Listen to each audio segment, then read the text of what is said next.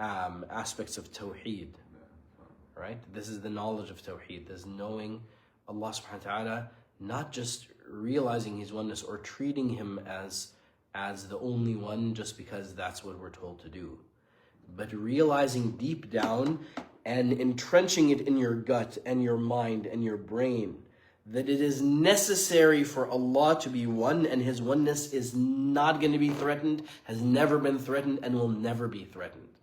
To just walk around with the core of Tawheed just overtaking every single one of your subatomic particles is the reason why I teach why we believe in Allah subhanahu wa ta'ala. To see His omnipotence and everything, see His power, to recognize His unreachable state. That when you say the statement of Subhanallah, that you actually know it and mean it. So Jazakallah khair, I'll forget that. Everybody, please go home, inshallah, class is over. But I'm going to talk about the concept of Subhanallah. A lot of people are unaware what Subhanallah means, because it gets translated to glory be to Allah. But that's not what Subhanallah means. Subhanallah comes from an Arabic word. I'm not going to go, I know exactly what the word is, but implying unreachableness, implying that khalas, someone has gone beyond your reach. So when we say Subhanallah, we are making a statement that Allah is so unreachable in His perfection from any imperfection. So we are both ascribing to Allah all positivity and negating from Him any negativity, and doing so to what degree? To the farthest degree, to the greatest degree. So imagine, what a kind of compliment is that? Sometimes you can compliment somebody with something. This guy's, mashallah, he's tall, but he's not very intelligent. So it's like, okay, you've given a compliment and you've insulted. Wal-'iyadhu billah, right? You can give, so when we say Subhanallah, you're ascribing all perfection in knowledge and power and ability and you're expressing, so it's not only that, it's the expression of your awe at Allah's knowledge and His ability and the wondrous level of His creation. So you're expressing your awe at the unreachable extent of Allah, all of the positive attributes, and you're also negating from Him everything that is negative or unbefitting of Him. Like when Allah subhanahu wa ta'ala, and Allah does this in the Quran, Subhanallahi amma yasifun. وَقَالُوا اتَّخَذَ الرَّحْمَنُ وَلَدًا سُبْحَانَهُ. When they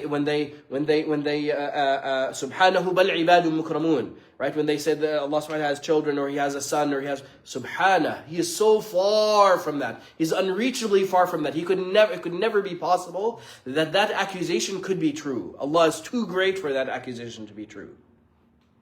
So it works to negate nonsense, and it works when you see a sunset, you're like, Subhanallah. So this is the meaning of Subhanallah, that you're ascribing all positivity, negating anything unbefitting, and ascribing the positivity and negating the unbefittingness to the farthest degree possible for a human being to do, which is to say Subhan. That is impossible, it's unreachable. There is no one who will ever have the knowledge. There can never be another who is beginningless, who is first, who is endless, who is needless, who is dissimilar, etc. Everything that exists besides the Rabb is the Alameen, and all of the Alameen was hadith and became into existence and. Once you realize this, then your Subhanallah is conveying that full meaning.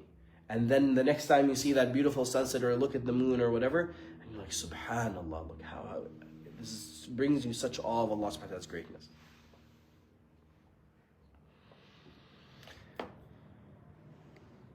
So to summarize it, how unreachable is Allah in His perfection from any imperfection, or by any imperfection? How unreachable is Allah in His perfection from any imperfection? That Allah is so perfect that any imperfection is impossible for Him, and that's a glimpse of the meaning of Subhanallah.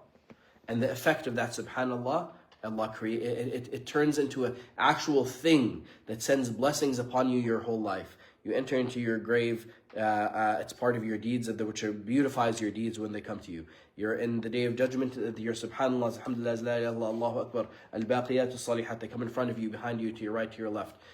Trees planted in Jannah, more massive a tree in Jannah, the Prophet ﷺ said, the rider 70, it takes years and years to across, and the earth itself will probably take a rider, we did the math, about 2 years to go across.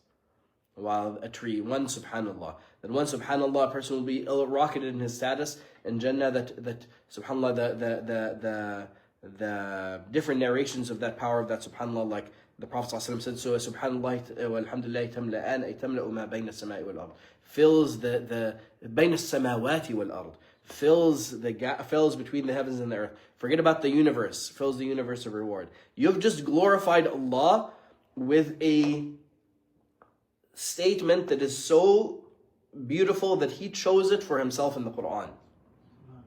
So what do you think is the reward that is befitting of that? If the last person to enter Jannah who did nothing will receive 10 times the universe in reward, then your one subhanallah catapults you, at least gives a samawat. Forget about this universe. Subhanallah. So Allah subhanahu wa ta'ala is great, and every moment we spend remembering Him is to our benefit, and every moment we spend heedless of Him, we are in loss. And if Allah subhanahu wa ta'ala did not allow us to not have regret and not have bad feelings in Jannah, then we'd just be regretting every moment that we didn't spend in His remembrance. And the very purpose of our creation is to arrive at knowing Allah subhanahu wa ta'ala. So if our purpose of creation is to arrive at gnosis of Allah subhanahu wa ta'ala, then to truly understand what you're saying when you say Allah, who is Allah? When you say subhanallah, what is subhanallah, Allahu akbar?